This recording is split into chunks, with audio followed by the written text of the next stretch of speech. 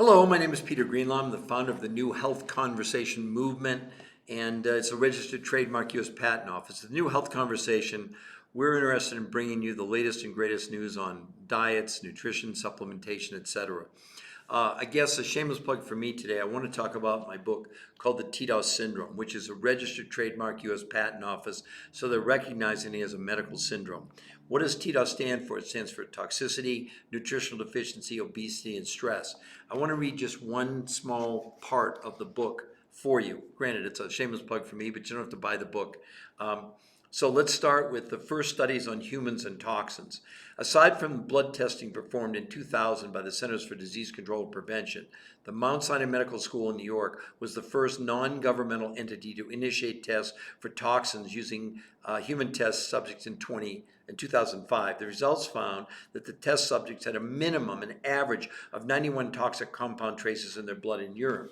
These included 76 chemicals linked to cancer causation, 77 that are toxic to the immune system, 79 associated with birth defects, and 77 toxic chemicals that are potentially detrimental to the reproductive system. Unborn children are not even safe from all the toxins in our environment, despite what scientists once thought. It was common belief that the placenta kept babies safe from most environmental pollutants and chemicals.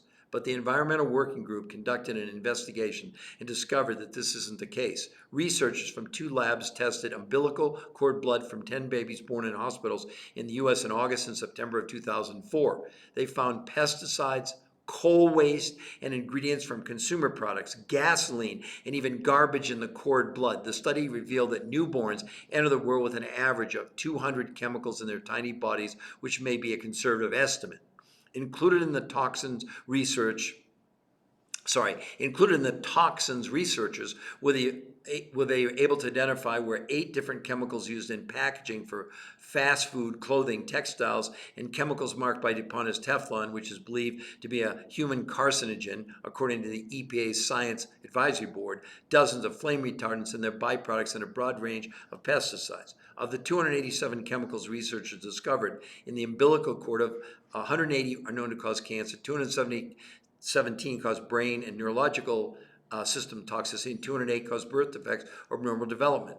What these chemicals do synergistically when mixed together remains mostly unexplored territory, though as you will see below, a body of alarming research data is emerging. In addition to all the vital nutrients in developing a baby's needs, the umbilical cord is also carrying a flood of toxins across the placenta. This can't be good for the future of human health and survival of our species. Look, I'm not telling you this to scare you to death. I'm trying to scare you to life. So since this book was published, there's even more overwhelming evidence. As a matter of fact, now I think there's somewhere in the neighborhood of 1,000 studies on the fact that we're breathing and drinking these chemicals. And what we now know that we weren't so clear on before is the body, in order to protect us, we're evolving. So we're taking the chemicals that we wrote about there, and they're stuffing them in our visceral fat. So you have 2 kinds of fat on your body. You have the outer layer of fat under the skin. That's called subcutaneous. And underneath that, you have visceral fat. That's the really hard fat. And what we now know is that the body's taking the chemicals and stuff them in that visceral fat. That's why, a lot of times you've maybe got 5 or 6 pounds around your middle, no matter what you do. Crunches, sit-ups, running, starving. You can't get rid of it because the body's trying to protect us. Well, fortunately, in 2 new peer-reviewed human trials, one of the things that they were able to measure was visceral fat, and also in the studies using this very advanced protocol, not a diet, they proved that this protocol was removing the chemicals from the visceral fat, and people in the studies were 80% women, 20% men. No one's even allowed to exercise, and in 8 weeks, you ready for this? They lost 33% of the visceral fat despite not being able to exercise. Also, what was proven in the studies that men and women lost on average about 16 pounds in a month, where in other studies that have been done, the average weight loss in a year is about 16 pounds. Doesn't matter what the diet is. Okay, and this was proven in the Journal of the American Medical Association, the New England Journal of Medicine, Annals of Internal Medicine, in Nutrients, in Nutrition Journal, etc.